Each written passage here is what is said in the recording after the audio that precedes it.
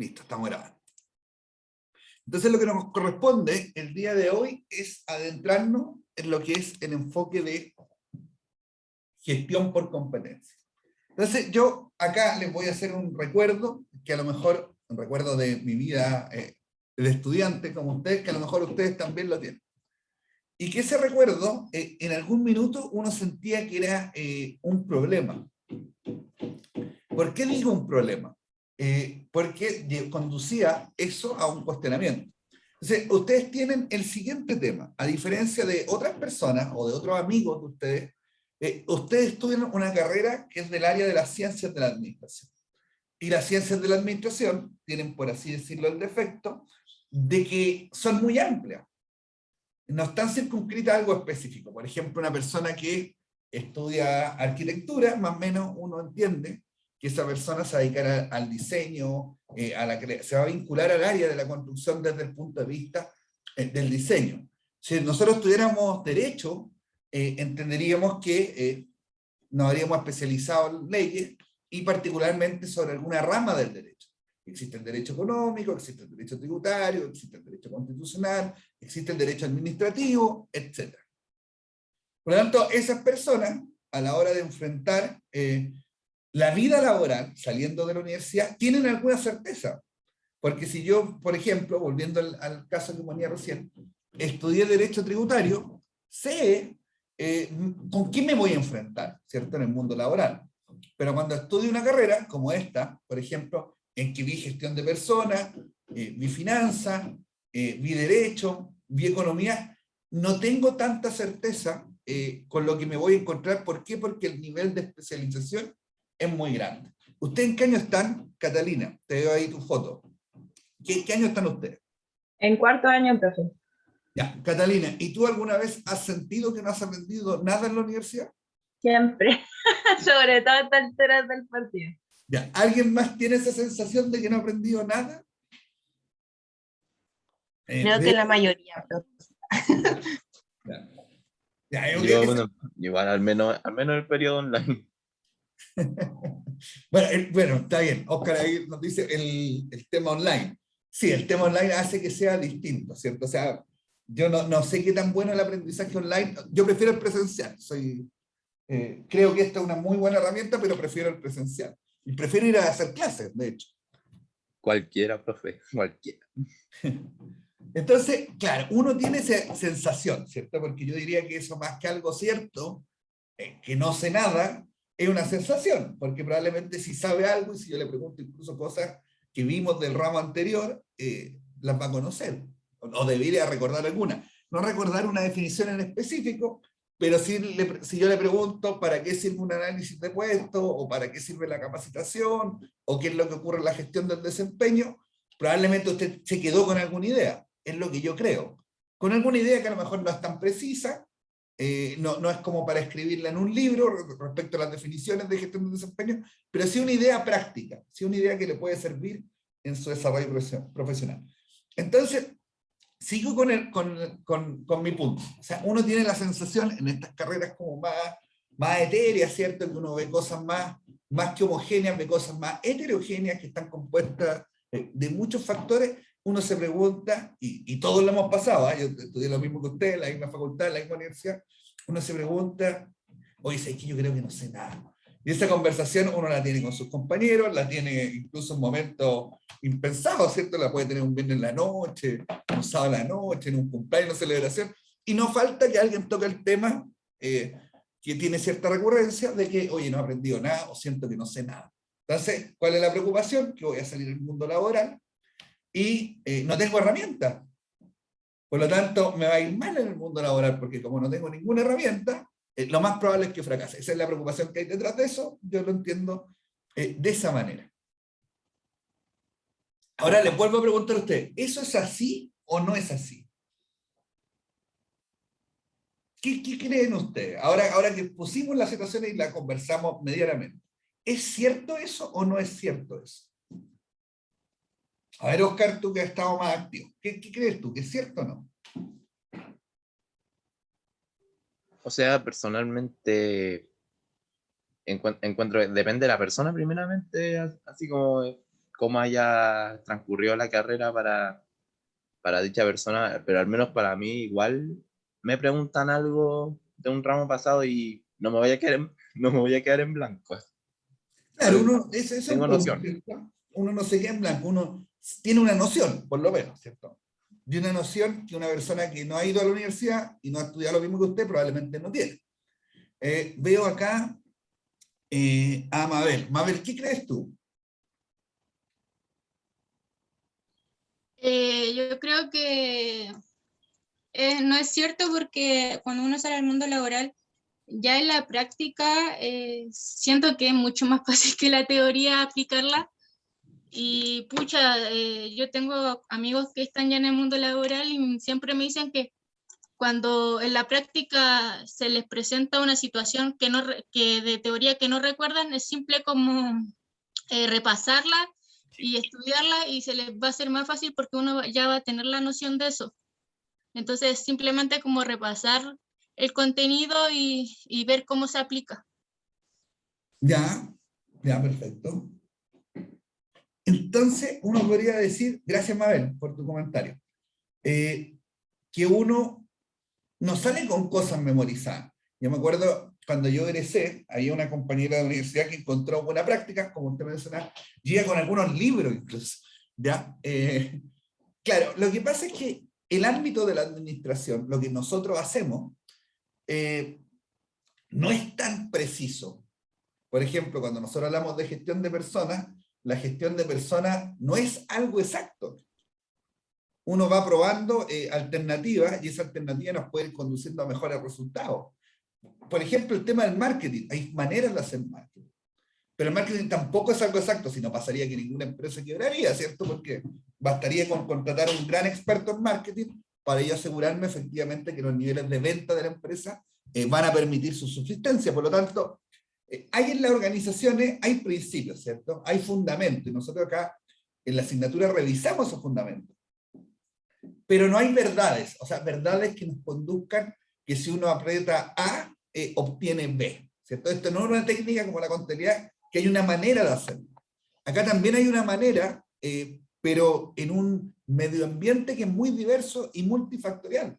Por lo tanto, las cosas que ocurren en una organización no son parametrizables, no son moldeables. No es que yo diga, ante esta situación se hace esto.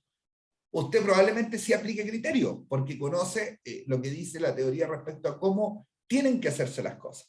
Pero lo que va a enfrentar en la práctica, en el mundo real, va a ser que en el fondo tenga que aplicar su criterio. Y ahí viene algo bien interesante, que es aplicar el criterio, ¿cierto? Y ahí uno podría entrar en otra discusión, que probablemente el criterio está compuesto en alguna medida por lo que usted estudió, lo que usted tiene, ¿cierto? Lo que uno podría llamar el conocimiento. Pero también existen otras cosas. Ante una misma situación, probablemente ustedes difieran de la solución, pese a que estudiaron lo mismo, en la misma facultad, la misma carrera, en la misma universidad, pueden que ante una misma situación técnica, laboral, tengan opiniones diversas.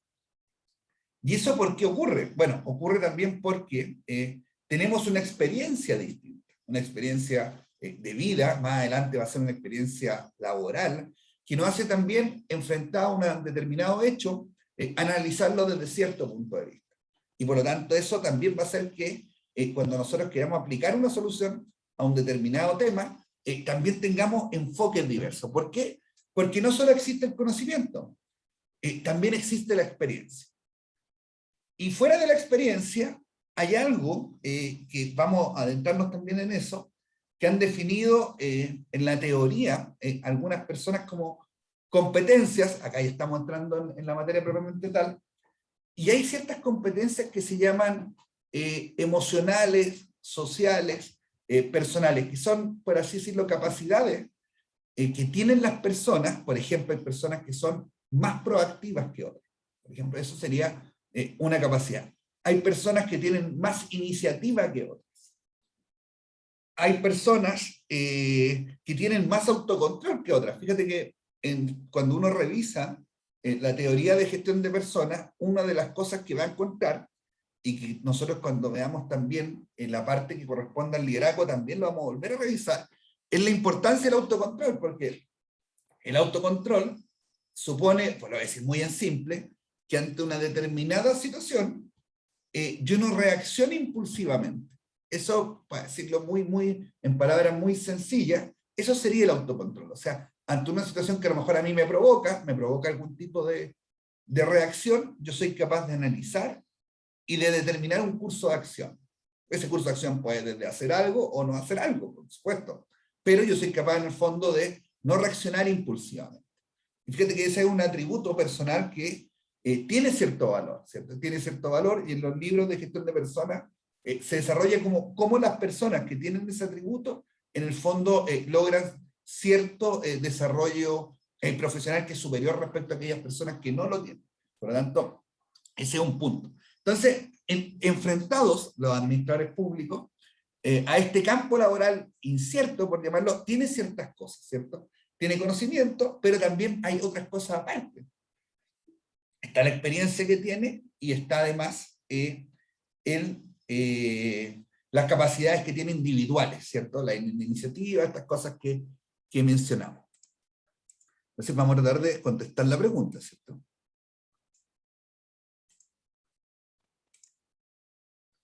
Esperen, quedando súper perdido con la diapositiva, ya. Entonces llegamos a esta palabra competencia. Fíjense que el concepto competencias empezó a existir después de un psicólogo que se llama David McClelland, que era profesor de la Universidad de Harvard, por ahí por la década del 70. ¿Y qué observó David McClelland? Quizá un poco lo que nosotros cuando señalamos que no tenemos como las herramientas para enfrentar el mundo laboral o que no aprendimos nada, está un poco en esa lógica, en ese orden de análisis. ¿Por qué? Porque David McClelland, ¿qué observó?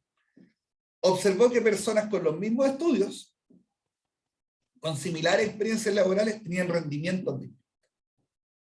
Y te estoy hablando que esto pareciera ser como una observación súper antigua, arcaica, pero no, es una observación de hace 50 años, por cierto, pero no es tan atrás en el tiempo, ¿cierto? La teoría de la gestión de personas tiene 100 años aproximadamente, de la década del 20, con Taylor. O sea, tampoco es que el tema de gestión de personas haya sido tan desarrollado durante la historia de las organizaciones, sino que tiene cierta historia reciente. Entonces, ¿qué observó David McClelland? Que cuando nosotros hacíamos procesos de selección de personas, no obteníamos un buen resultado. Es más, muchas organizaciones se quejaban de los procesos de reclutamiento y selección porque en un gran número de casos no les permitían acceder a las personas que estaban buscando. Y más que las personas, lo que están buscando las organizaciones cuando hacen procesos de reclutamiento y selección es buscar ciertas capacidades, buscar ciertos resultados. Por lo tanto, había una gran disconformidad en las organizaciones respecto a cómo se llevaban a cabo estos procesos. Entonces, ¿qué observó David McClelland? Dijo, mira, en realidad parece ser que no basta solo con la formación y la experiencia que tenga una persona, sino que tiene que haber algo más. Y si eso es así, ese algo más puede ser determinante respecto a cómo una persona desarrolla o no una labor. Ya, voy a dejar la parte teórica hasta ahí. Vuelvo a hacer una pregunta. Ya dado que avanzamos un poco en el concepto de competencia y ya lo estamos delineando, más allá que en la diapositiva que está exponiéndose, ya está definido y incluso están definidos los 3 modelos que vamos a ver durante el desarrollo de esta clase. ¿Quién? Voy a hacer una afirmación y quiero que ustedes me digan si esta afirmación es correcta o no, pero me digan por qué. El que sea el mejor alumno de este curso va a ser debiera ser el alumno más exitoso en la vida laboral. ¿Qué creen ustedes de esa frase? A ver, Paul, que te veo ahí también que tienes la cara, si me quieres contar o escribir.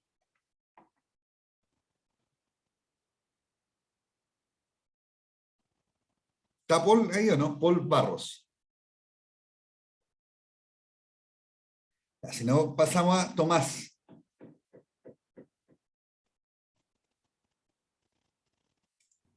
Hola, profe.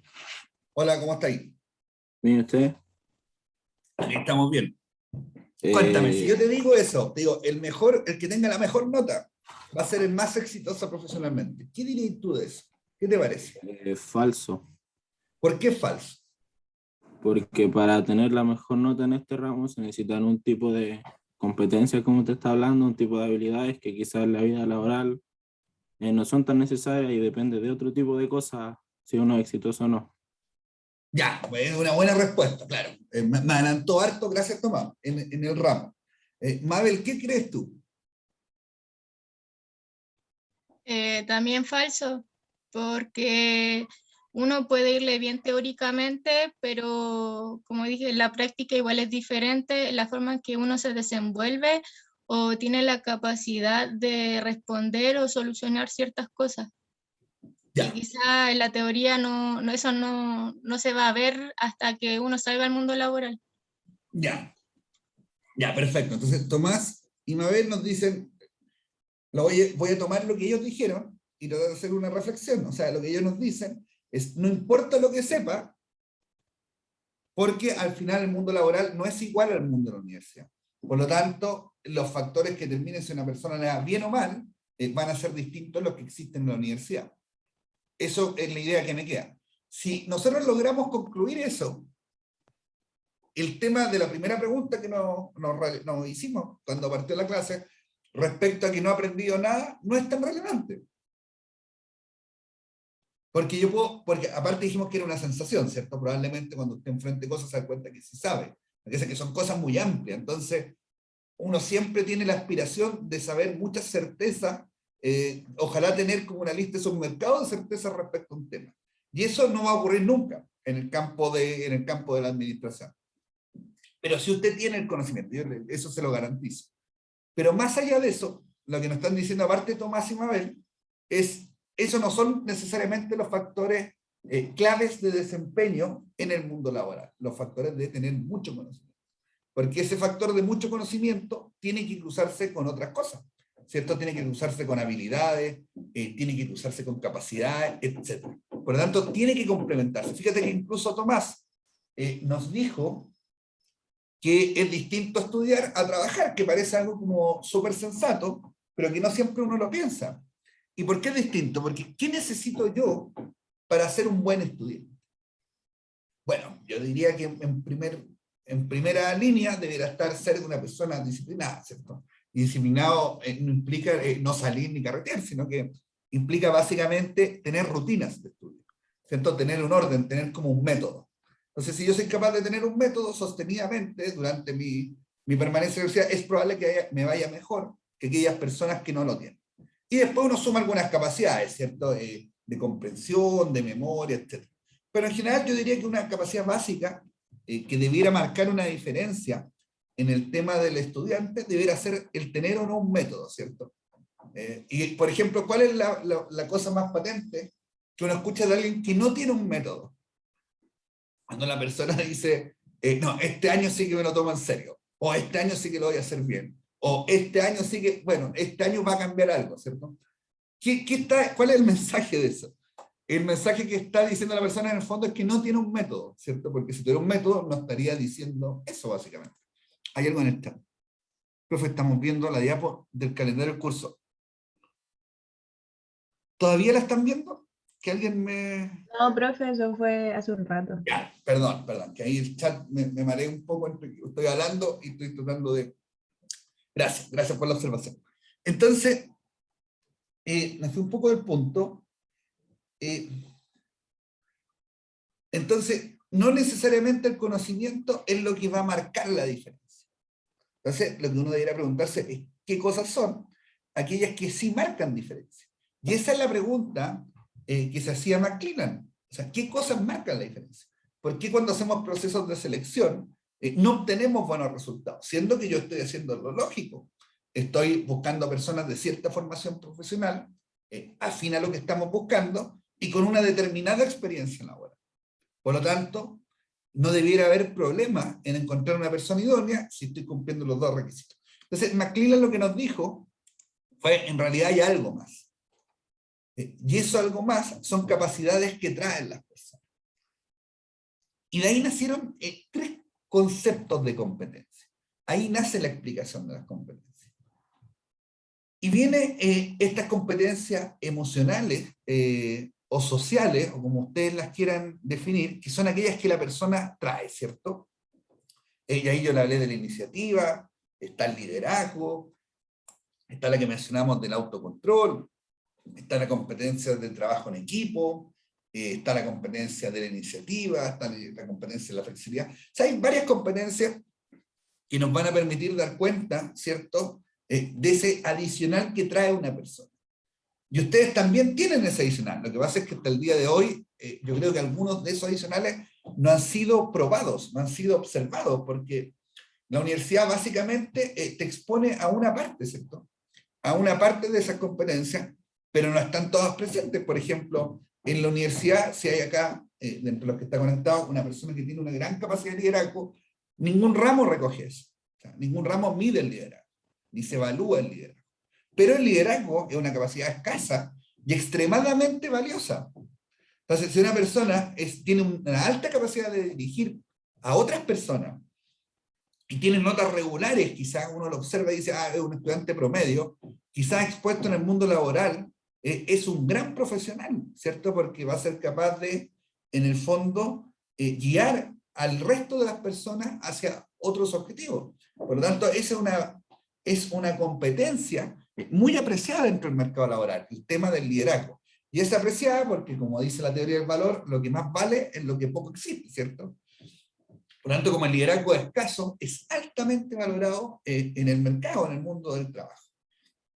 Y eso no está medido, ¿cierto? Entonces, respecto a cómo van a ser ustedes como profesionales, hay algunas certezas, ¿cierto? Respecto a lo que sabe, respecto a lo que aprendió, y hay un campo grande de incertidumbre respecto a cómo serán estas competencias que usted tiene y hasta dónde o cómo van a guiar su desarrollo profesional. Entonces, yo creo que esa es un poco la respuesta para tratar de cerrar el capítulo de la pregunta de no he aprendido nada. No, se ha aprendido bastante, lo que hace es que falta una parte del aprendizaje. Y esa parte del aprendizaje es hacer las cosas, es ponerlas en práctica. Y cuando uno las pone en práctica, va observando otras cosas, ¿cierto? Y uno también es capaz incluso de hacer cierta autocrítica a cómo uno enfrenta ciertas situaciones, pero que son situaciones que en el campo de la universidad no enfrenta. Por ejemplo, uno no negocia en la universidad. Puede negociar algo muy pequeño, pero en los trabajos sí negocia. Uno no trabaja tanto en equipo en la universidad. O sea, hay trabajos grupales, pero el trabajo en la vida laboral es eminentemente grupal. Y el desempeño académico es eminentemente individual. Las notas son individuales, ¿cierto? Usted sale con un promedio, sale con una ubicación dentro del curso, y en el trabajo uno está construyendo o encaminándose a objetivos y metas que son colectivas, ¿cierto? Por más que alguien me pueda medir el desempeño individualmente, el desempeño del equipo a veces prima por sobre el desempeño individual. Por lo tanto, ahí hay características diferentes. Fíjate, ahora haciendo una autocrítica al gremio en el cual yo estoy, en el lado que estoy hoy día, que es de los académicos, de los profesores, no siempre el profesor con más títulos es el mejor profesor. Y esa pregunta también responde a la misma lógica que estamos desarrollando. Muchas veces el profesor que tiene más títulos es el que más sabe de algo. Y eso sí tiene un valor. Evidentemente, para ser un académico, tiene que haber un estándar mínimo que la persona tenga. Pero puede que, más allá de ese estándar mínimo, hay una persona que tenga un gran estándar de conocimiento. Yo no diría, oye, es el típico profesor que la universidad contrata y le da cierta reputación a la universidad, ¿cierto? Porque tiene un doctorado, probablemente en una universidad de prestigio, en Estados Unidos, en Inglaterra, etc. Por lo tanto, uno tiene la expectativa de que ese es un gran profesor. Y a veces sí calza esa expectativa con el desempeño del docente. Pero a veces eso no ocurre. Y dice, pero ¿cómo si es una persona que tiene, es la persona más calificada sobre la disciplina? ¿Y cómo ocurre que a los alumnos no les gusta?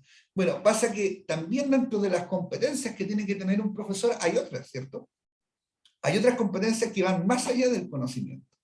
Y fíjense que en esta lámina dice que las competencias son conocimientos, actitudes, habilidades y herramientas que permiten a una persona desarrollar una labor. También esa definición está bien simplificada, pero nos dice bastante. O sea, la persona es la más capaz en cuanto a conocimiento, siguiendo el caso del profesor. Pero a lo mejor no es la persona más capaz explicando algo. A lo mejor, ahora que estamos en este medio, inserto más tecnológico de la enseñanza, a lo mejor no maneja herramientas tecnológicas o no le gustan, le molestan. Entonces también a la hora de enfrentar esto de hacer una clase telemática, no se siente cómodo. Y eso afecta a su desempeño. O puede que eso le genere que tenga una actitud negativa hacia la docencia cuando tiene que hacerse de manera remota. Puede que la persona no explique bien, puede que no tenga buenas habilidades comunicacionales, y eso va a afectar su desempeño como docente, incluso siendo la persona más capacitada para ejercer esa docencia, más capacitada del punto de vista del conocimiento.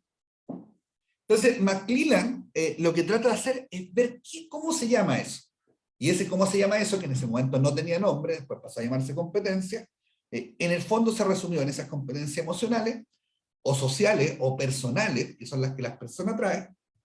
Hay un segundo grupo de competencias, que son las competencias técnicas o específicas, que tienen que ver con los estudios o las capacitaciones desde el punto de vista técnico que tiene una persona. Por ejemplo, yo puedo ser experto en contabilidad de costos, o puedo ser experto en normativa tributaria, ¿cierto? Y eso es un conocimiento específico, que también yo soy capaz de movilizarlo y ponerlo en acción en mi trabajo, pero es específico. No es algo propio mío, no es algo con lo que yo vengo, no es algo personal, como las competencias sociales, sino que es algo que yo aprendí, ¿cierto? Que aprendí fruto de formación formal.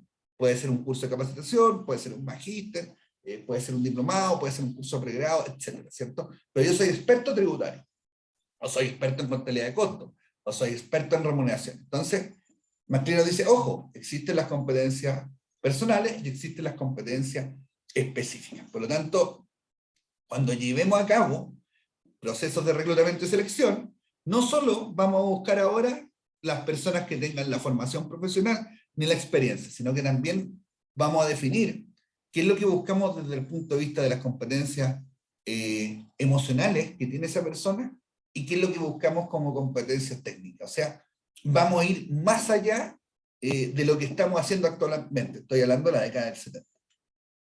Y después nació otro grupo de competencias que se llaman competencias corporativas. Y estas competencias corporativas no son otra cosa que quizás la suma de competencias individuales que se transforman en una competencia de la organización. Hay organizaciones, por ejemplo, que se definen como nuestra organización es flexible, nuestra organización es rápida, nuestra organización es eficiente, y que en el fondo son valores o son creencias que conducen a las organizaciones a una ventaja competitiva, ¿cierto? Toda organización privada, particularmente, lo que busca es establecer y sostener una ventaja competitiva. ¿Por qué? Porque eso le permite ser más rentable que la competencia, ¿cierto? Por lo tanto, si es capaz de estas competencias tenerlas como capacidades organizacionales, probablemente eso también conduzca a un desempeño exitoso desde el punto de vista empresarial. Por lo tanto, ahí tenemos esos grupos de competencias. En general, esas competencias emocionales o sociales también son llamadas transversales, ¿cierto? O sea, son competencias que existen en varios grupos de personas dentro de la población. Les voy a mostrar un ejemplo. A ver si lo tengo acá a mano.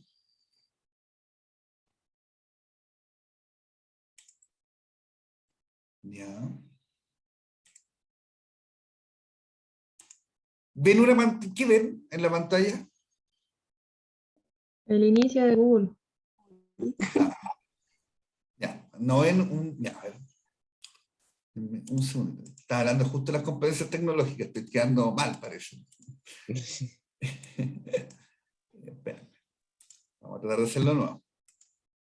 Yo no soy muy tecnológico, yo siempre lo confieso. No me molesta la tecnología, pero no soy para nada un conocedor. Ya, ahí que ven. Ahí, Ahora sí, profe, estamos viendo algo del sistema de alta dirección pública. Ya, mira. Fíjate que les voy a enseñar una trampa que no les va a servir muy pronto, pero si la recuerdan les va a servir en el futuro. Mira, acá tenemos un cargo súper atractivo. Jefe de Departamento de Administración y Finanzas del FOSI. Ahora, entremos. Ya lo descargamos y aquí está. ¿Ven el perfil del cargo? ¿Cierto? ¿Están viendo eso? Sí, profe. Sí, profe. Ya. Entonces, cuando uno va, y así es como la empresa hace los filtros de esto,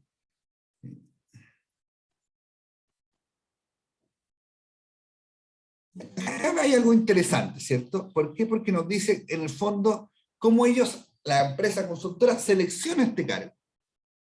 Entonces nos cuenta esta parte que es la formalidad, ¿cierto? Lo que estábamos hablando recién. Nos dicen, es deseable formación y experiencia en control de gestión de administración de recursos físicos y financieros, en un nivel apropiado para necesidades de este cargo. Y adicionalmente, tener experiencia en tecnologías de la información, presupuesto público, remuneración. Entonces uno podría hacer fácilmente un check si uno cumple o no con esta especificación. Y tener 3 años de experiencia en cargos de dirección o jefatura en instituciones públicas. Hasta ahí estamos con la formalidad, ¿cierto? O sea, estas son cosas que yo tomo el currículum de cualquier persona y soy capaz de revisarla. Y acá viene lo interesante, porque empezamos a ver que hay competencia. Y fíjense que estas son transversales. O sea, lo que busca el servicio civil definió competencias transversales para los cargos. ¿Y cuáles son? Son estas 3 que están acá. Probidad y ética en la gestión pública, y bueno, ahí están definidas, ¿cierto? Después vamos a ver cómo se define una competencia, y nos vamos a dar cuenta que las definiciones también son variables en función del enfoque que nosotros estemos aplicando. Pero son estas 3. Estas 3 son transversales, o sea, cualquier proceso de alta dirección pública que una persona enfrente, le van a preguntar de esto. O si usted es más astuto, por decirlo de una manera, cuando dé sus respuestas, va a mezclar esto, lo va a decir, ¿cierto? Porque si se estudió el perfil, usted sabe que estas son las competencias transversales. Entonces va a hablar algo y probablemente lo va a linkear con alguna de estas competencias. Es lo que yo haría, o lo que yo le sugeriría a alguien. Y acá están las competencias específicas del cargo. De hecho lo dice ahí, competencias para el ejercicio del cargo. Entonces, si yo sé lo que son las competencias, y sé que me están mostrando el perfil, más o menos también, a la hora de enfrentar una entrevista, yo puedo saber qué me van a medir, porque ¿quién lo evalúa? No lo evalúo yo, lo evalúa un psicólogo laboral que sea especializado en esta materia. Por lo tanto, él le va a hacer preguntas para tratar de descubrir si usted tiene o no estas competencias. Cualquier información adicional que usted le dé es valiosa, pero el trabajo que tiene ese psicólogo que va a evaluar sus competencias es determinar qué nivel de esta competencia usted tiene. Por lo tanto, a la hora de enfrentar la entrevista, lo que usted debiera hacer es ver cómo puede explicar o cómo puede representar estas competencias desde el punto de vista de su experiencia profesional. ¿Ya? Porque nunca le van a preguntar, por ejemplo, oiga, ¿usted tiene la competencia de gestión y logro? No se la van a preguntar así. Pero uno debería ser capaz de leer la definición, que acá es capacidad para establecer metas desafiantes, orientar los objetivos, bla, bla, bla, bla, y armar quizá un discurso o contar su historia laboral considerando estas competencias. ¿Ya? Entonces, acá uno ve claramente cómo existe la parte formal y cómo existe esto de las competencias, ¿cierto? Y para probarles que yo les dije que esas competencias eran transversales, vamos a ver otro cargo que no tiene nada que ver, que se llama Jefe de División, Gestión y Coordinación Territorial. Entonces, lo vamos a abrir. Y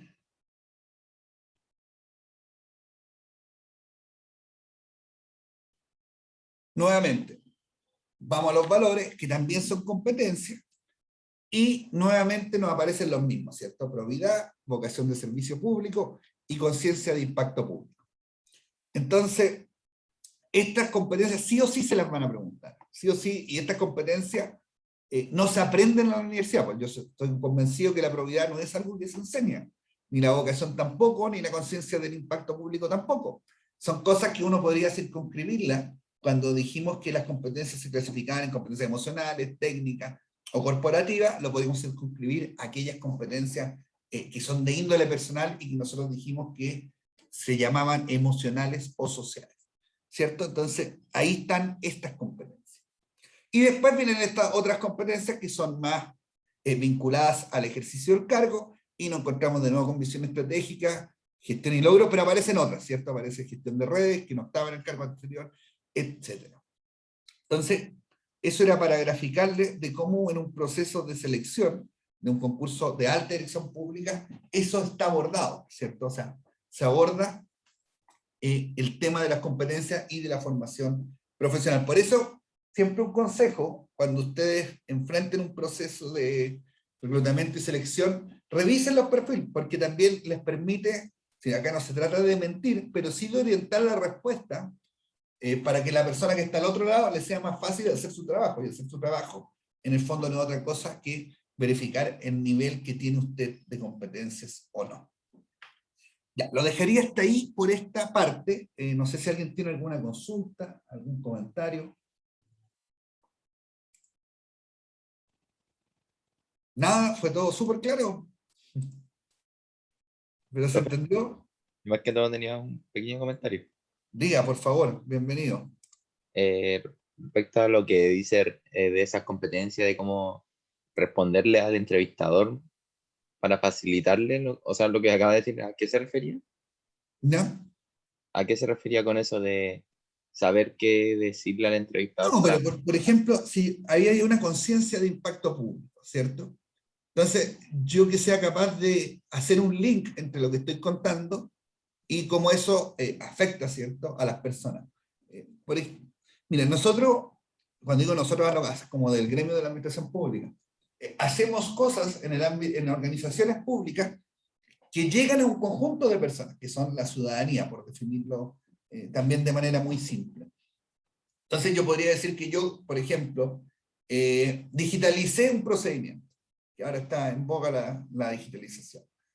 Entonces yo podría contar eso y decir, no, mira, yo por ejemplo, uno de mis grandes logros fue digitalizar no sé, el procedimiento de atención de X cosas. Y podría llegar hasta ahí. ¿Cierto? Podría ser una respuesta posible y llegué hasta ahí. O yo podría decir, yo digitalicé tal procedimiento y eso permitió que la persona, cuando interactúa con el servicio, redujimos los tiempos de espera de la respuesta de nuestro usuario de 2 semanas a 1. Y eso es fantástico porque la persona que acude al servicio acude esperando tiempo de respuesta, viene por una necesidad que medianamente la premia o espera cierta rapidez en los trámites, por lo tanto, estamos resolviendo en mayor medida las necesidades que tiene esa persona. ¿Te fijas? Entonces, ante el mismo hecho que digitaliza un procedimiento, yo puedo ser capaz de explicar cómo eso afecta a las personas. Porque fíjate que la competencia, no quiero volver a mostrarla, pero se llama conciencia de impacto público. Es decir, que tú sepas que lo que tú haces impacta en personas. Y eso a veces no basta con declararlo, porque yo puedo decir también, a mí me importa mucho que la gente esté mejor. Está bien, no está mal, pero no dice mucho, ¿cierto? Pero si yo le agrego que a mí me importa que la gente esté mejor, y para eso estoy haciendo que la interacción de mi servicio público con esas personas sea más rápida y sea más eficiente, probablemente sí tiene un valor, porque aparte yo puedo decir cuánto tiempo se ahorran las personas, puedo asociarlo a otras variables, probablemente eso también tiene alguna relación o algún correlato con los indicadores que ha definido el servicio, con sus metas, con su misión, con su visión, etc. Entonces, por eso les digo yo que uno lo puede armar de cierta manera, porque sigue siendo lo mismo, ¿cierto? Usted siempre digitalizó el procedimiento X, pero lo puede contar de manera que pruebe que eso tiene un impacto público o que usted es consciente de él. Que usted hace las cosas pensando en que el rol de un servicio público es efectivamente estar al servicio de la ciudadanía y brindarle el mejor servicio posible.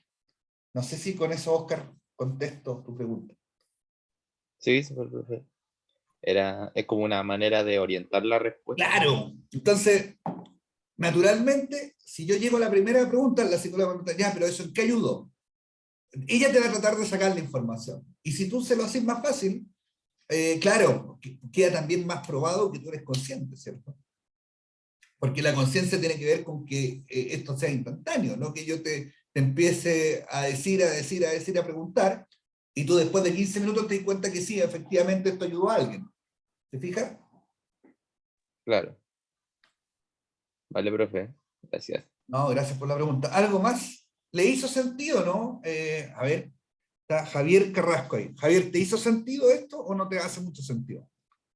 Puede ser por chat o por micrófono. Sí, profe. ¿Y qué te Me hizo hizo. sentido?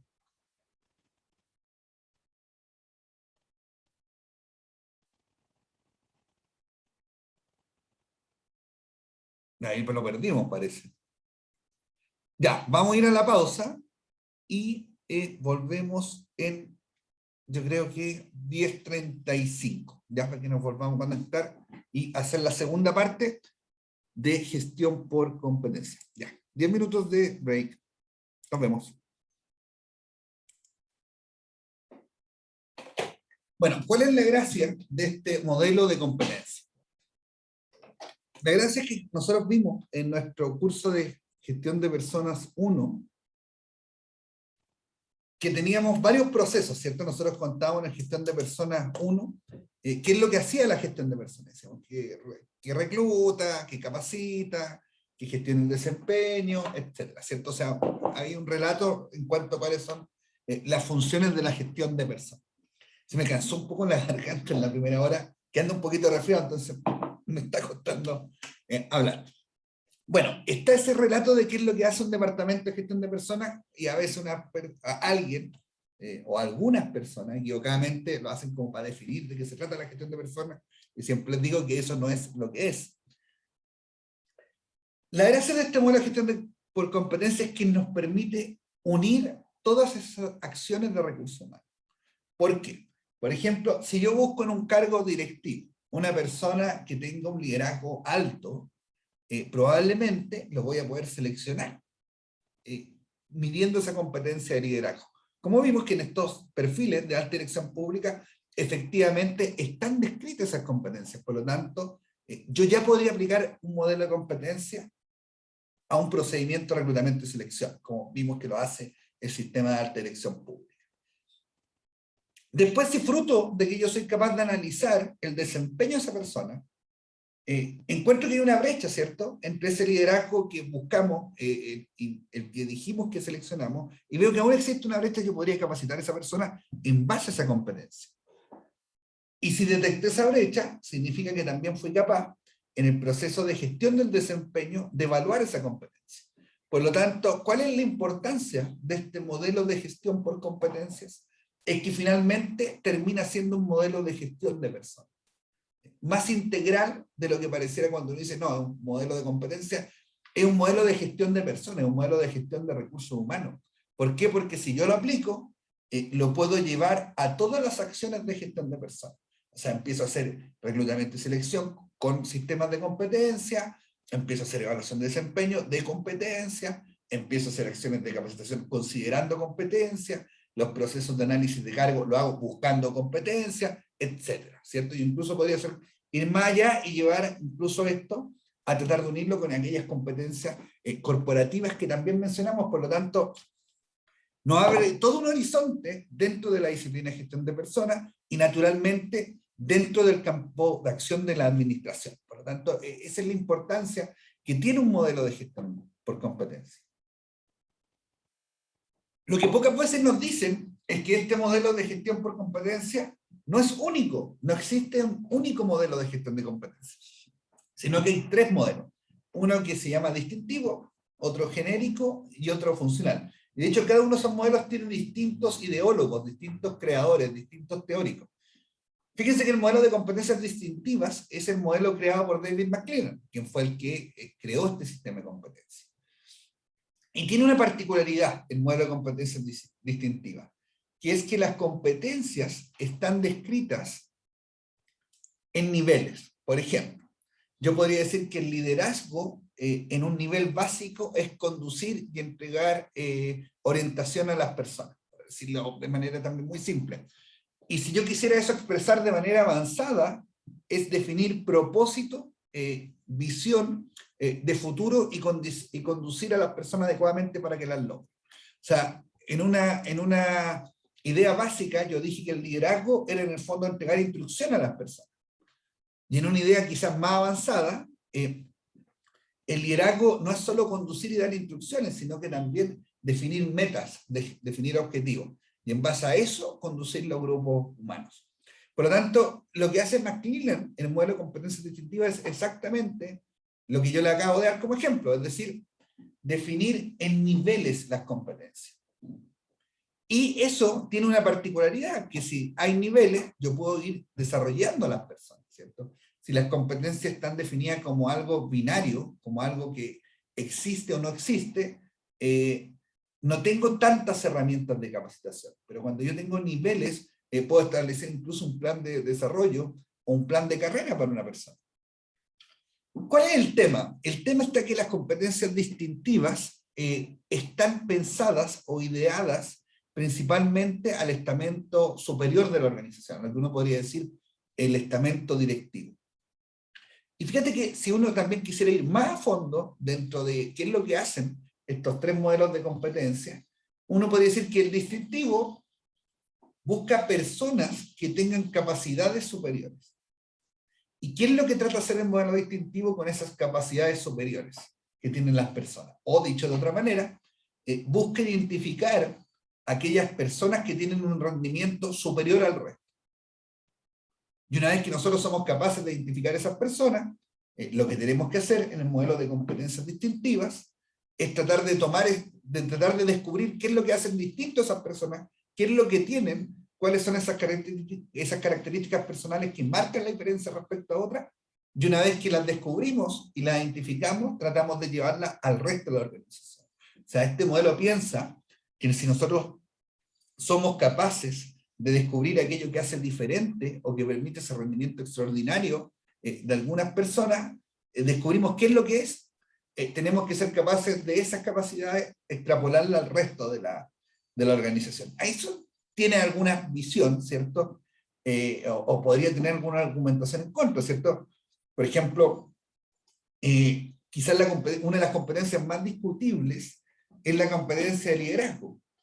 Siempre hay una discusión respecto a si el liderazgo, bueno, en primera instancia la discusión fue más elemental, es si el liderazgo, la persona nace o se hace, ¿cierto? Si se forma, se desarrolla durante el curso de la vida laboral. Pero fíjense que yo creo que la discusión más de fondo quizás que hay con el liderazgo es si el liderazgo se puede enseñar o no. Y si ustedes fueran a lo que nos dice el mercado, ¿cierto? Lo que nos dice la realidad, lo que nos va a indicar es que hay un sinnúmero de cursos de liderazgo. Y las empresas contratan esos cursos de liderazgo. Por lo tanto, si eso es así, uno podría suponer que detrás de eso, de esa realidad, subyace que el liderazgo es entrenable, ¿cierto? Lo cual puede tener distintas argumentaciones, no hay una verdad única, pero yo creo que es lógico pensar, o es razonable pensar, de que alguien puede entrenarse el liderazgo, pero no necesariamente va a ser un líder. Puede mejorar su habilidad directiva del liderazgo, pero no creo que una persona, esta es una opinión personal, pase de porque tuvo un curso de liderazgo, pase de ser un no líder a ser un gran líder. Yo creo que eso no ocurre en la práctica. Lo que ocurre en la práctica es que las personas mejoran sus habilidades de liderazgo, pero eso no las convierte en un líder. Bueno, el modelo de competencias distintivas piensa que sí podemos extrapolar esas cosas, ¿cierto? Por lo tanto, tenemos que identificarlas para extrapolar. El modelo de competencia genérica es un modelo conductual y lo que busca es establecer comportamientos. Es decir, acá ya no buscamos la excelencia, sino que nosotros creemos que si las cosas se hacen de cierta manera o con ciertas conductas, vamos a obtener un resultado positivo. Y por ejemplo, sigamos con el tema del liderazgo, el liderazgo en un sistema de competencias genéricas estaría descrito como un conjunto de conductas. O sea, estaría la definición de lo que es el liderazgo, pues, supongamos que es ser capaz de conducir y guiar a su equipo de trabajo, y abajo de esa competencia van a existir ciertas conductas, o que en la jerga de las competencias genéricas o del sistema conductista, se llaman criterios de desempeño. Entonces, quizá una descripción va a ser hace reuniones, la segunda va a ser imparte instrucciones, la tercera conducta va a ser dar retroalimentación adecuada a las personas que con él trabajan, etc. Entonces, probablemente la competencia va a tener 4 conductas que nosotros vamos a buscar que estén presentes o no, ¿cierto? Entonces, esa es una diferencia con el sistema distintivo. El distintivo busca la excelencia. En el sistema genérico buscamos que ocurra. Y entonces, en el sistema funcional, lo que vamos a buscar es un mínimo. ¿Qué es un sistema de competencia funcional? Bueno, es un sistema en el cual las competencias están descritas como cosas que yo debo hacer, ¿cierto? Ya no buscamos que la persona tenga cierto comportamiento, sino que buscamos que la persona haga lo que nosotros le decimos que tiene que hacer.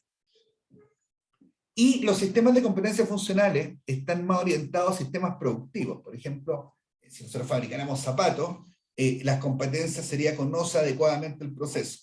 Enciende la máquina cuando hay que encenderla, realiza la mantención considerando el implemento adecuado, conoce las normas de gestión de riesgo asociadas al proceso.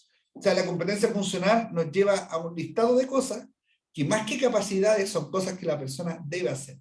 Por lo tanto, lo que piensa un sistema de competencia funcional es que básicamente lo que nosotros tenemos que hacer con las personas son mínimos.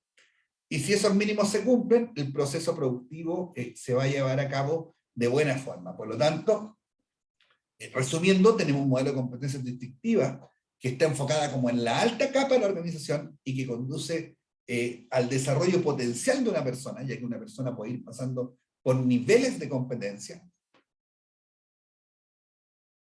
Y por eso toda la rama que estudia la gestión del talento se enfoca precisamente en las competencias distintivas. Tenemos las competencias genéricas, que se expresan en conductas y que buscan que las personas desarrollen ciertos comportamientos para obtener determinados resultados, y que está enfocado en un nivel medio de la organización, es decir, en aquella capa de la organización en donde las cosas se logra que ocurran, ¿cierto? Donde se implementa la estrategia organizacional. Y tenemos las competencias funcionales, que están enfocadas quizás como en la capa más inferior jerárquica, pero que tiene una connotación más productiva, si uno lo quisiera decir de cierta manera. Está más enfocado como en el operario, ¿cierto? Por lo tanto, son tres modelos que tienen visiones distintas.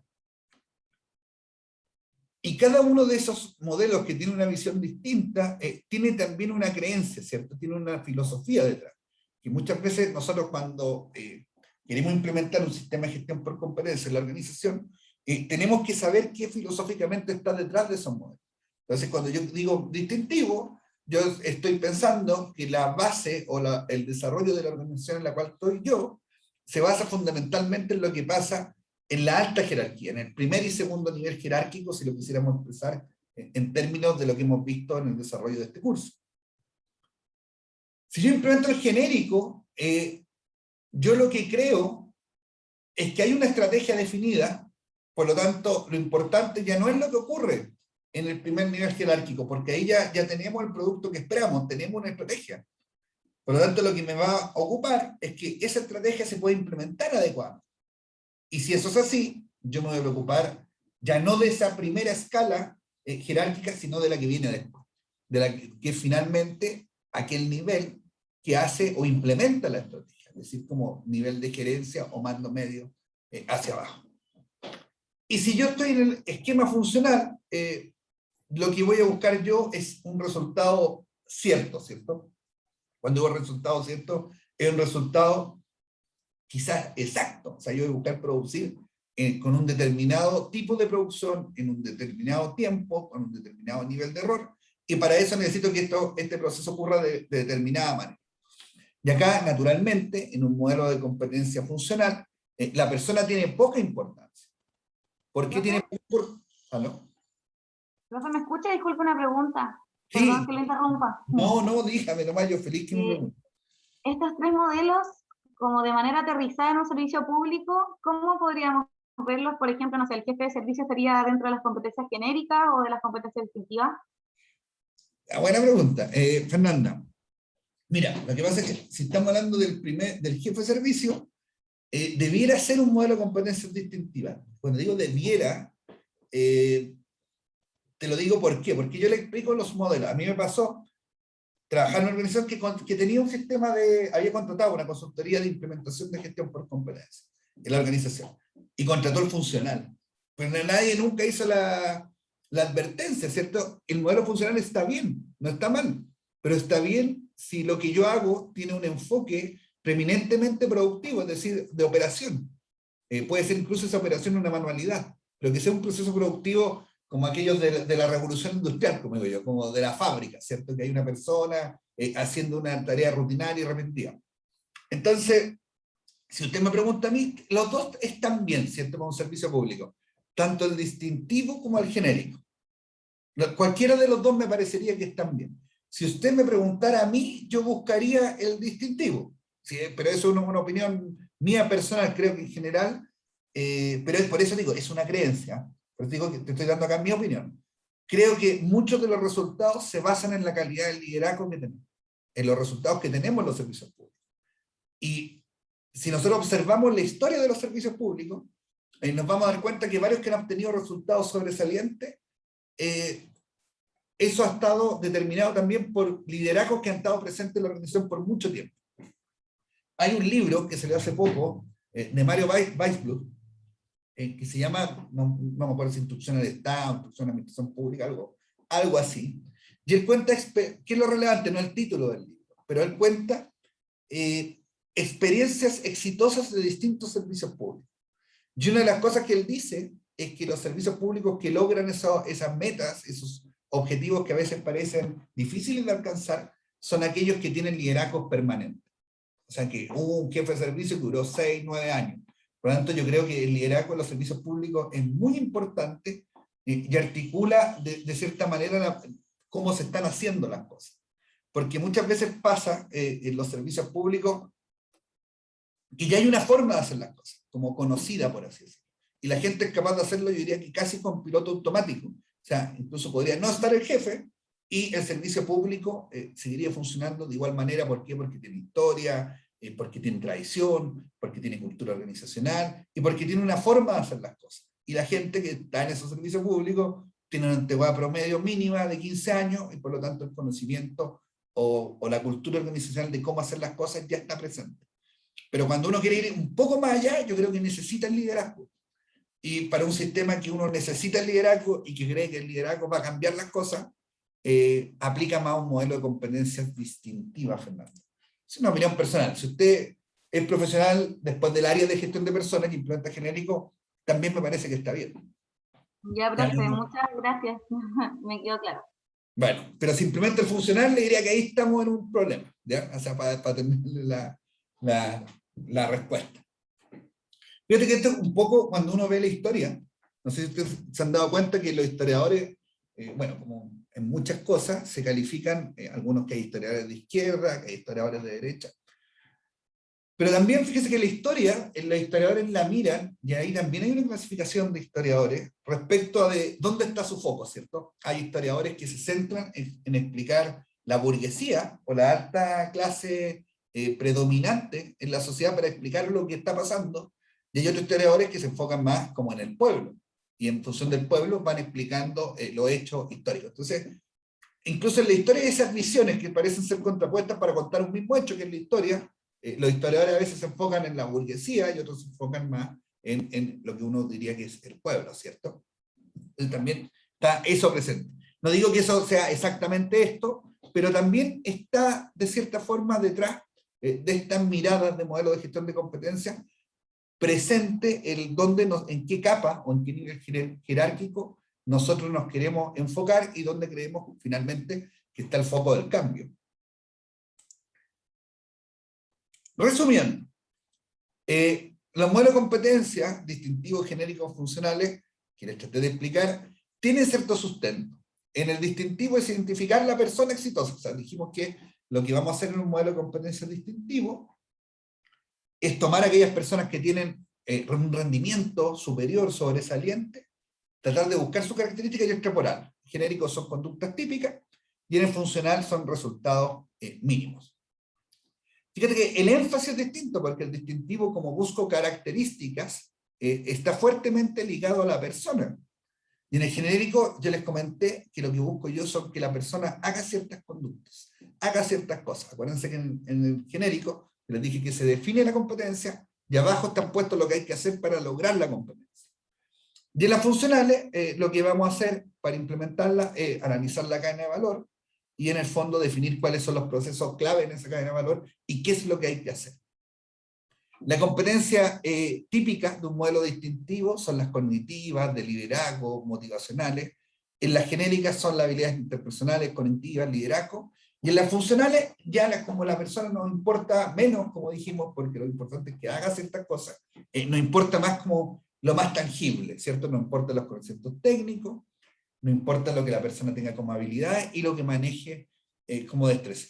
Tienen métodos diferentes. Acuérdense que yo les contaba, incluso les sugería para la entrevista, ciertos tips, ¿cierto? O sea, asociar lo que uno hace con lo que está descrito en las competencias. Entonces, en un modelo distintivo existe una entrevista de eventos conductuales. En el genérico, una de incidentes críticos. Son bien parecidos, incluso en algunas partes se ocupa la entrevista de eventos conductuales, tanto en el distintivo como en el genérico. ¿Qué es lo que buscan hacer estas dos entrevistas?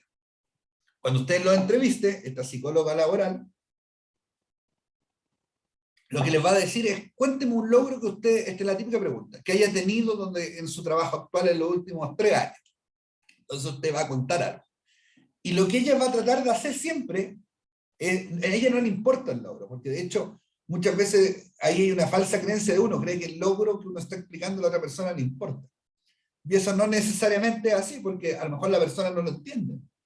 La persona es psicóloga. Si yo le digo, no, corregí la depreciación aplicando corrección monetaria en todos los balances en los últimos 15 años. ¿Quién le dice eso a esa persona? Nada. ¿Cierto? Si yo le digo, regularicé la situación de bienes del personal de los últimos 10 años. Nada. ¿Te fijas? Porque no siempre, salvo que el logro uno sea capaz de explicarlo adecuadamente, cosa que la otra persona, que no es del campo nuestro, de la administración pública, lo pueda comprender, ¿cierto? Pueda comprender si es importante o no. ¿Cierto? Como cuando yo le explicaba, si nosotros digitalizamos algo, que explicáramos adecuadamente para qué sirvió, o qué ganó alguien con eso. Entonces, ¿de qué se trata la entrevista de eventos conductuales? Que usted cuente qué fue lo que hizo. Entonces ya le dijo el logro, sea cual sea que sea.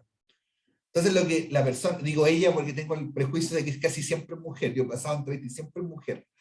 Entonces, ¿qué ella va a tratar de hacer? De ver qué hizo, cómo lo hizo. Por ejemplo, si yo le digo que digitalicé el X procedimiento que mencionamos, le va a notar cómo lo hizo. Le va a decir, no, ocupé tecnología. Y ahí lo importante es cómo se cuenta también, ¿cierto? El relato, yo siempre soy un defensor de los relatos. Creo que los relatos son importantes porque un relato bien armado suena muy distinto a un relato que no está bien construido. Podemos estar contando lo mismo, pero la percepción que tiene la otra persona es totalmente distinta. El relato hay que armarlo bien. Entonces, ¿qué podría decir yo de la digitalización del documento? Que me reuní con mi equipo de trabajo. Entonces la persona al tiro va a decir, trabaja en equipo. Definí un objetivo y una meta a lograr en un periodo de tiempo alcanzable. Dije que esto lo íbamos a lograr en 3 meses. Y para eso íbamos a interactuar con esta área, hicimos reuniones periódicas. Entonces yo ahí le empiezo a contar las competencias que yo tengo a la persona. Y ella empieza a notar, ¿cierto? Es decir, tiene competencia de liderazgo porque definió el objetivo. Después fue capaz de controlarlo. Va a depender del modelo de competencia que está ocupando. Si está ocupando el genérico, claro, va a empezar a encontrar las conductas de las competencias. Y por lo tanto, cuando usted lo evalúe en esa entrevista, ahí va a ver si está o no la presencia de la competencia. Por eso les digo que es importante el relato, porque es distinto decir, digitalicé algo y cómo lo hizo, no, pescamos los papeles y los metimos en un escáner, que claro, técnicamente es eso, finalmente, pero hay algo más probablemente que está detrás de eso, ¿cierto? Y es algo detrás, es coordinación de equipos de trabajo, es planificación, es establecer plazos, es retroalimentar, es trabajo en equipo y finalmente liderar un proceso. Entonces también hay que contarlo de esa manera. Entonces las entrevistas de eventos conductuales o de incidentes críticos son siempre así, son siempre, cuenten algo que hizo y ahí empiezan, ¿y cómo lo hizo? ¿Y por qué lo hizo? ¿Y con quién habló? ¿Y cada cuánto se juntaba? ¿Usted participó o no participó? Son preguntas de ese tipo, ¿ya? Para que lo tengan ahí en su disco duro. Después tenemos el panel de expertos en los funcionales. El panel de expertos también es simple, es juntar un par de personas que tengan mucha experiencia en la organización o que conozcan mucho de los procesos y que en el fondo empiecen ellos a decir cuáles son las funciones más importantes y cómo tienen que hacerse. ¿Por qué? porque lo que nos importa, nuevamente, es que las personas sean capaces de obedecer, como dice acá, que me salté esta, del desarrollo de la persona. En la línea de desarrollo de la persona, yo en el modelo distintivo puedo llegar a una persona al potencial, ¿cierto? ¿Por qué? Porque como la competencia está descrita en niveles, yo podría transitar por esos niveles. En el genérico busco que desarrolle conducta, por lo tanto, la persona va a llegar a un momento en que va a lograr la competencia y hasta ahí llegamos, ¿cierto? Desarrolló las conductas que esperábamos, por lo tanto, la competencia ya está lograda. En el modelo distintivo podemos ir más allá, ¿cierto? Podríamos llevarlo a un nivel nuevo de liderazgo. Y en el sistema funcional no importa, ¿cierto? Porque lo que finalmente acá interesa es que la persona haga lo que le decimos, por lo tanto, la palabra que está ahí es la obediencia, ¿cierto? O sea, que la persona siga el manual de funciones, o siga el librito de operación de la máquina, o siga las instrucciones que le da el capataz respecto a cómo tiene que hacer el trabajo. Y bueno, el enfoque que tienen, esto también lo mencionamos, es enfoque distintivo, nivel jerárquico de la organización, genérico nivel medio y funcional nivel inferior. ¿Hay un enfoque mejor que otro? Yo diría que no, diría que depende de la evaluación que hace uno, de la organización en que está y qué es lo que quiere hacer, ¿cierto? Porque si nuestro proceso es un proceso manual, claro, probablemente por más que uno no le guste el modelo funcional por cómo suena, ¿cierto? Donde la persona es un modelo donde la persona no está presente, quizás si lo analizamos, vamos a concluir que a lo mejor necesitamos un sistema funcional y no genérico, porque necesitamos que la persona produzca de cierta manera. Por lo tanto, no hay un sistema que sea mejor que otro.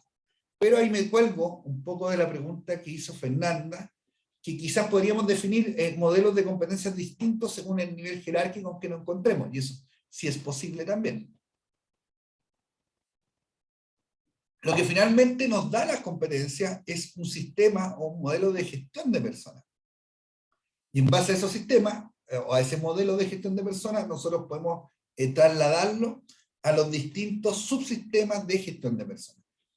Y eso nos permitiría, finalmente, tener un sistema más integrado de recursos humanos, o de gestión de personas, en donde las distintas actividades vayan conversando unas con otras. Por lo tanto, la implementación de un sistema por competencias supone un avance en la gestión de personas. O sea, eso es claro, ¿cierto? Uno podrá discutir cuál modelo le gusta por sobre otro, pero en definitiva tener un modelo de gestión por competencia es como tener un sistema de análisis de puestos, o sea, es algo indispensable dentro de la gestión de un departamento de recursos humanos, o sea, tienen que haber sistemas de gestión por competencia. Y de hecho, si ustedes revisan los concursos, ¿cierto?, que están en empleos públicos o los que vimos en la dirección pública, se van a encontrar siempre con las competencias. O sea, la recomendación es que siempre estén presentes. Ahora, tener un sistema por competencia implica también más trabajo, ¿cierto? Porque hay que mantenerlo permanentemente actualizado. Igual que el sistema de análisis de puestos, una vez al año o cada 2 años, hay que volver a revisar si esos puestos siguen siendo igual y si las competencias que nosotros declaramos que necesitamos en algún minuto también siguen siendo esas mismas competencias. ¿Hasta ahí alguna consulta, duda? ¿Les quedó claro?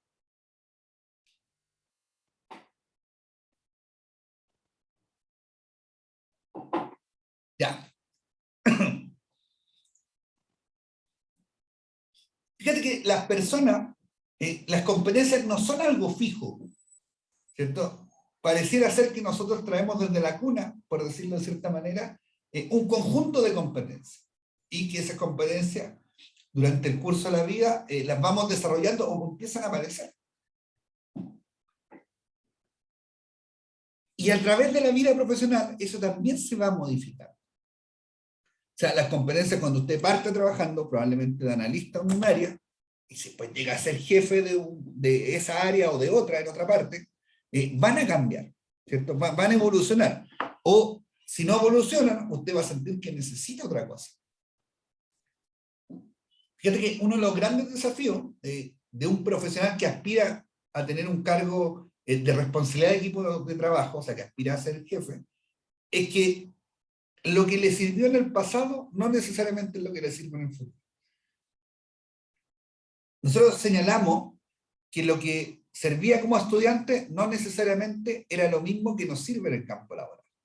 Bueno, fíjense que en los trabajos también pasa según el tipo de cargo que nosotros estemos ocupando. ¿Cuáles son los factores de éxito de un buen analista, de una persona que parte en un área? ¿Cierto? Bueno, que sea disciplinada, que tenga autocontrol, que sea capaz de trabajar en equipo, que sea capaz de integrarse con otros, que tenga buena comunicación, que tenga buenas relaciones interpersonales, etc. O sea, en general, una persona que está partiendo, si tiene esos elementos, debería irle bien. Y naturalmente tener conocimiento del área donde se está desarrollando. Pero el conocimiento, fíjense que no es lo clave. Por eso, volviendo al primer bloque de este curso, si usted siente que a lo mejor no sabe todo de todo, no se preocupe, lo va a poder aprender después. El conocimiento no es lo clave, no va a ser el factor que haga que usted gane o pierda la batalla, por decirlo, de su carrera profesional. No está ahí el campo de juego. Ahí no está en lo que donde usted se juega el éxito, no está en el conocimiento, está en otra parte. Ahora sí, téngalo claro, no le estoy diciendo que no estudie, ni no se conecte más a clase, ni nada, sino que el conocimiento es un piso, ¿cierto? Lo que uno espera de alguien es que tenga un mínimo. O sea, puede ser algo súper básico, pero si usted trabaja, para mí, y tiene un título profesional, es lógico que sabe sacar un porcentaje. ¿Ya? O sea, es como imposible que no. Entonces, uno espera esos mínimos en los conocimientos. Ahora, alguien espera en un trabajo, que yo le hago una pregunta y usted me diga, no, como dijo el autor Frederick Taylor en la década del 20, nadie espera eso, ¿cierto? Porque los trabajos no se tratan de acumulación de conocimiento, sino que se tratan de acción, ¿cierto? De cómo nosotros somos capaces de movilizar los recursos que tenemos en pos de un determinado objetivo. Por lo tanto, está bien el conocimiento, pero el conocimiento finalmente no es lo que logra que todo se movilice. Fíjense que los problemas habituales de los trabajos son los conflictos, son las relaciones interpersonales, son que la gente no está convencida hacia dónde nosotros estamos navegando. Esos son los problemas en la organización, ¿cierto? Es definir qué queremos hacerlo y cómo queremos hacerlo. Y en eso empieza a pasar una serie de hechos, ¿cierto? De desacuerdos, de conflictos, de relaciones interpersonales, empieza a aparecer el liderazgo, empiezan a aparecer los sistemas de control de gestión, empiezan a aparecer muchas variables dentro de eso, la mayoría humanas, y que van a determinar si logramos o no ese resultado. Porque si todo esto fuera sumar, fueran cosas aritméticas, fueran cosas probadas, es un poco el ejemplo que le decía, contrataríamos al experto en marketing y ninguna empresa quebraría, ¿cierto? Y lo que nos muestra la realidad es que esto no funciona de esa manera. Por lo tanto, que usted tenga ese conocimiento o no, es importante que lo tenga, pero no es indispensable. Hay gente que incluso cree que el jefe es el que tiene que saber más. Eso es un error, ¿cierto? Porque yo no espero que el jefe sepa más que un analista, eso es absurdo. Sí, obviamente que la persona que hace el trabajo operativo sabe más que el que está arriba, si eso debiera ser como evidente. Pero la persona que dirige tiene otras capacidades, que a lo mejor el analista no las tiene, o si las tiene, no las ha podido desarrollar. Imagínense una labor muy técnica, por ejemplo, pagar remuneraciones, que es algo súper técnico. El jefe de recursos humanos o de gestión de personas debiera saber más que la persona que paga los sueldos. Debería ser experto en legislación de remuneraciones, debería ser experto en cálculo de impuestos. Eso es lo que nosotros buscamos de un jefe de gestión de personas. Buscamos una persona experta en temas impositivos, tributarios. No buscamos eso, no buscamos un contador. Buscamos una persona que integre varios elementos. Porque si nosotros describimos que los jefes son las personas que saben más, vamos a terminar buscando una persona que no existe. Porque el jefe de gestión de personas va a tener que ser experto en remuneraciones, va a tener que ser experto en gestión de desempeño, va a tener que ser experto en estatuto administrativo, se va a tener que ser psicólogo, contador, administrador público y un par de profesiones más, prevencionista de riesgo. O sea, es imposible, por algo existe la especialización. ¿Qué estoy haciendo? O estoy tratando de hacer, a ver, estoy tratando de mostrarle el valor del conocimiento. ¿Ya? ¿Qué ponderación tiene, cierto? En mi opinión le estoy diciendo que es un mínimo, es como una barrera de entrada.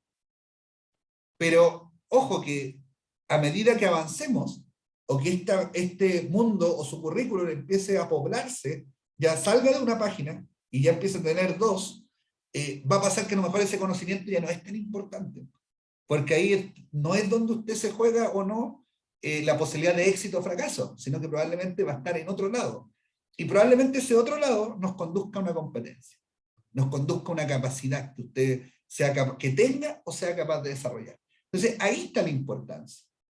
Entonces, por eso, acá aparecen los niveles de cargo. Bueno, acá hay una definición un poco antigua, pero que a mí me gusta, que es decir que un analista es un contribuidor individual y que esa persona tiene énfasis en el desempeño personal. Entonces, el analista en general es meticuloso con su trabajo, lo revisa 200 veces, si entrega una información, la entrega bien, le dedica tiempo, es una persona metódica, etc. Entonces, es una persona que se preocupa de que su producto, lo que él entrega, esté bien hecho. Pero fíjate que si nosotros ese analista lo ascendemos, muchas de esas cosas que a él lo llevaron a tener éxito, ya no le van a hacer. Entonces, ahí está por qué a veces nosotros cuando a la hora de promover a alguien, la gente dice, no, probamos al que mejor lo hace.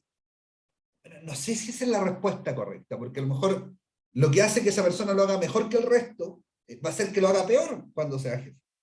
Porque si la persona está acostumbrada a trabajar sola, revisa su trabajo 10 veces, lo hace bien, pero acá necesitamos que la persona dirija un equipo, necesitamos que hable, necesitamos que comunique, necesitamos que controle, muchas cosas que la persona no hace trabajando sola. Entonces, nosotros los seres humanos somos personas de costumbre. Si nosotros sentimos que algo hace que nos vaya bien, tratamos de replicarlo, ¿cierto? Entonces la persona, cuando la ascienden, a esta persona que lo hace muy bien, individualmente va a tratar de hacer lo mismo. Y eso es un error, ¿cierto? Y es un error, ¿por qué? Bueno, también porque yo siempre les digo, que yo debo ser muy repetitivo y latero, siempre les digo que no nos enseñan a ser jefes. Entonces aplicamos creencias erradas, pero aplicamos creencias que nos parece que son correctas y nos han conducido al éxito en el pasado. Lo mismo, ¿quién no se pasó que, no sé, fuiste a una fiesta y te fue bien con una X pinta? Entonces uno dice, no, esta pinta, entonces esta pinta la voy a guardar para el futuro porque con esta pinta me va bien. Este es como que entraste, todo. Entonces, hacemos esas cosas, ¿cierto? Creemos que esa pinta va a servir en todas las situaciones con todas las personas. No es así. Y lo mismo pasa con las competencias. Las competencias que tiene un contribuidor individual son distintas a las de un gerente. Entonces nosotros deberíamos seleccionar como jefe a aquella persona que pueda dirigir mejor el equipo de trabajo, obviamente teniendo el conocimiento. Cuando tú pasas al nivel superior, ya el énfasis no está dado en ti, está dado en otros. Está dado el énfasis en la administración de personas y procesos. Porque ya no importa que tú seas capaz de hacer el trabajo bien, importa cómo tú haces que los otros hagan el trabajo bien. Y esa es una perspectiva totalmente distinta. Y una pregunta que uno tiene que hacerse, ¿es fácil contestar cómo yo hago el trabajo bien? Es fácil. Lo reviso más veces, le dedico más tiempo, etc. ¿Cómo hago que el resto trabaje bien? Una pregunta más difícil. ¿Cómo lo hago? ¿Le dedico más tiempo? Sí, pero ¿en qué? Me pongo a revisar, me siento al lado de cada persona a ver qué está haciendo, los confronto, establezco metas. ¿Qué hago? ¿Cómo hago que la gente trabaje bien? Entonces, por eso el cargo de la jefatura es más complejo. Y bueno, y finalmente cuando llegamos a un nivel como más ejecutivo, o más alto, que podría ser el primer nivel, como dijo Fernanda, estamos ya en otra fase, ¿cierto? Y acá lo que importa es cómo nosotros somos capaces de crear estrategias, cómo somos capaces de crear políticas, cómo somos en el fondo capaces de cambiar el rumbo de acción de la organización. O sea, cómo somos capaces, por ejemplo, de una institución X, llevarla que sea la que da un mejor servicio, la que es más rápida, la que es más eficiente, la que es más innovadora, etc. Entonces, eso es lo que pasa. Competencias clave dentro de un contribuidor individual. Relación con los pares, apertura hacia los demás, aprendizaje técnico y astucia en las relaciones interpersonales. Eso es lo que marca en general, no digo que para todos los casos, pero es lo que marca la diferencia en una persona que trabaja como analista, que trabaja como ustedes van a partir. Entonces, está ahí, ¿cierto? Fíjense que no es que sepa de 40 cosas, son cosas interpersonales. Y acá está también lo que les comentaba, de qué pasa cuando yo avanzo. Las preguntas son otras. Ya no tengo que hacer el trabajo, tengo que hacer que se haga. tengo que ser capaz de motivar a otros. Hay personas que tienen mayores niveles de motivación, como una automotivación. Tienen más energía, tienen más iniciativa, son más proactivas que otras, ¿cierto? Nosotros eso lo observamos. Bueno, acá también pasa, la persona tiene que ser capaz ahora de no solo tener esa automotivación, sino que también de cómo esa automotivación la transmite a otros. Entonces, también la pregunta también es más compleja. ¿Cómo hago que otros se motiven? Tengo que desarrollar a otros, tengo que administrar un equipo y tengo que ser capaz de delegar. Yo siempre cuento un ejemplo de muchos años atrás, de una persona que terminé siendo amiga y que fue mi jefe, asumió como director en un organismo público, y me acuerdo que estaba leyendo un papel, y yo llegué a contarle una situación. Y le dije, oye, ¿por qué estáis leyendo eso? Le dije. Y veía que redactaba y me llamaba la atención. Me dijo, no, es que estoy corrigiendo X cosas. Y le dije, pucha, si tú haces eso, nos va a ir mal a todos, porque lo que todos esperamos es que tú seas capaz de hacer otras cosas. Pero si tú estás haciendo la pega de analista, significa que no vayas a hacer la pega de director. Salvo que queráis dedicarte 20 horas a estar en la oficina, entonces 10 horas las dedicáis a ser analista y 10 horas las dedicáis a dirigir la institución. Eso no existe, le dije. Entonces, lo que tienes que hacer tú es que asegurarte que esto venga a mí. ¿Qué trato de mostrar con el ejemplo?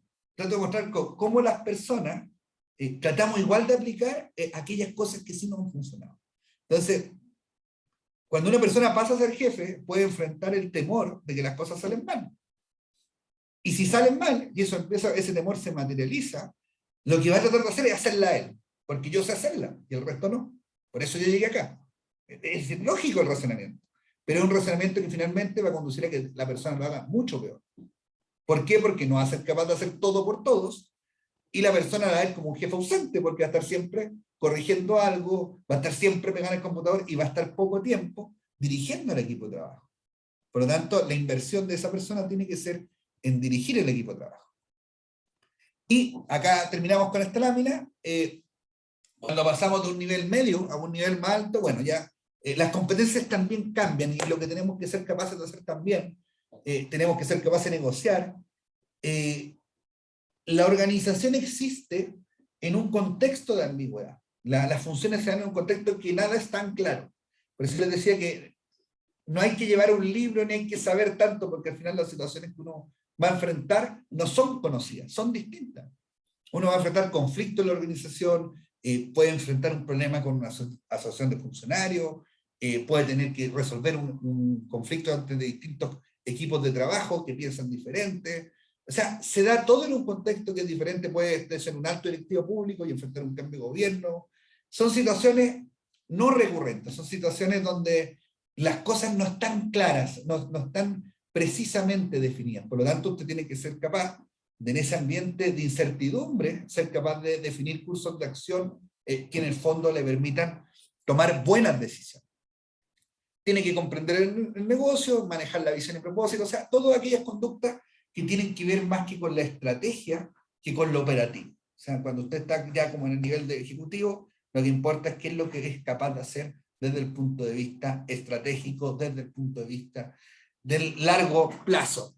Eso, ¿ya? ¿Alguna pregunta? ¿Algo? ¿Nada? Tampoco participó Cristian. Yo quedé con una duda acerca de que si usted opina de que para ser líder se nace con aptitudes o se hace creando aptitudes. Muy buena pregunta. Bueno, la pregunta, no, gracias Cristian por la pregunta. Bueno, usted me está preguntando mi opinión, entonces no es algo tan académico. Como lo que opina usted. Claro, yo creo, mira, te lo voy a explicar así. Yo, por ejemplo, supongamos que me gustara correr, que no me gusta, pero me gustara correr. Entonces, yo puedo hoy tratar de ser atleta, pero voy a correr hasta cierta velocidad, ¿cierto? Y hay otras personas que a lo mejor con ese mismo entrenamiento van a lograr correr mucho más rápido que yo. Ahora, ¿qué pasó? Si yo entreno, ¿mejoro mi capacidad de velocidad? Por ejemplo, si yo practicara atletismo, sí, ¿cierto? Voy a lograr correr más rápido, porque estoy entrenando, porque voy a aplicar técnicas que no conocía, etc. Voy a hacer una dieta, voy a tener una persona al lado que me va a estar orientando, etc. Entonces, ¿yo voy a correr mejor? Sí. ¿Voy a lograr ser el más rápido? No, porque hay una condición natural, ¿cierto? Hay una condición natural para eso. Yo pienso lo mismo en el liderazgo. Yo creo que en el liderazgo las personas vienen con algo. lo traen, ¿cierto? Pero nosotros podemos entrenar ciertas cosas también. O sea, por ejemplo, hay maneras de dar una retroalimentación, eso se puede enseñar. Ahora, ¿qué pasa? Hay una competencia que les decía que es clave, que es el autocontrol. O sea, usted va a poder aplicar estas cosas en la medida que usted, si usted es impulsivo, probablemente es difícil que sea un buen líder, ¿cierto? Si usted, ante cualquier situación que alguien le plantea algo que no está de acuerdo con usted, usted le responde mal o lo maltrata, difícilmente va a ser una persona que tenga credibilidad entre las personas. O sea, no lo van a querer, para decírselo de manera frontal. Entonces, yo creo que el liderazgo, o sea, que una persona sea líder, difícilmente vamos a lograr que alguien que no es líder pase a ser líder. Pero sí podemos hacer que sea mejor jefe. Y ahí viene más adelante. Nosotros no necesitamos 100 líderes en una organización de 500 personas. Tenemos 5, 6, quizá 1 incluso.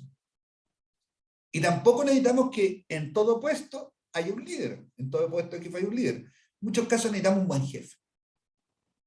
Entonces, y sí podemos ayudar a que una persona sea un buen jefe. Sí, también dentro de cierto margen, ¿cierto? Como les decía yo, si la persona es impulsiva o tiene tendencia al maltrato, difícilmente logremos que sea un buen jefe. Pero si no tiene eso y tiene ciertas condiciones, yo creo que sí. Yo creo que sí, a la gente hay que ayudarla a que haga reuniones, a que sepa hacer comunicación efectiva, a que sepa plantear objetivos, a que sepa hacer una planificación de cómo controlar el equipo de trabajo. También es parte del liderazgo. Fíjate que hay estudios que muestran que lo que las personas buscan de los jefes no es tanto, fíjate, no es tan difícil. Ahora, claro, cuando uno está en el mundo como teórico de las definiciones, todo suena como súper alcanzable. Y cuando está en el mundo de la organización, todo parece que es mucho más difícil, que es mucho más lento, que hay que hacer que distintas visiones se empiecen a cuadrar, y eso consume tiempo, energía, etc. Lo que las personas esperan en general, dicho muy en general, es que alguien sepa dar instrucciones y sepa controlar el trabajo. Eso que esperan. O sea, que les definen como lo que hay que hacer, que es lo parámetro de lo correcto, y que el trabajo se evalúa en función de eso. Y eso sí es enseñable. Pero se supone que el líder es capaz de movilizar a la gente. O sea, lo voy a decir como muy en mis palabras, es capaz de pincharle el corazón y que ese corazón se active y vaya para un lugar. Y siga el líder, a ese lugar va. Y eso parece ser que es más complejo, ¿cierto? Imagínate, no sé si han escuchado que siempre en la política dicen, bueno, hay una crisis de liderazgo. Mira, imagínate en una actividad donde uno debiera pensar que hay más liderazgo. Porque la política se trata un poco del ejercicio del liderazgo. O sea, de conducir a otras personas a una visión que yo tengo. Entonces, ahí debería estar más presente el liderazgo. Y hoy escuchamos que hay crisis de liderazgo. El liderazgo, como les dije, es una circunstancia escasa, es una capacidad escasa. Por lo tanto, si alguien la tiene, nosotros, o eso es muy bien valorado en el mercado, o muy bien valorado dentro del mundo laboral. Tanto una persona que tiene liderazgo debiera irle siempre bien. Eso, para contestar su pregunta. ¿Alguien más tiene alguna duda? Espero haberle contestado. Sí, profe, gracias. Gracias a ti, Cristian. ¿Alguien más? Si no, lo dejamos hasta acá y nos vemos la próxima semana. ¿Nada más? Bueno, un gusto. No, por mi parte no, profe. Oscar. No, por mi parte no, profe. Ya, Oscar, gracias. Bueno, estimados, será hasta la próxima semana. Que les vaya bien, aprovechen este fin de semana, pásenlo bien. No hay toque queda, así que me imagino que ya tienen sus planes. Ya, cuídense. Cuídate, profe. No, profe,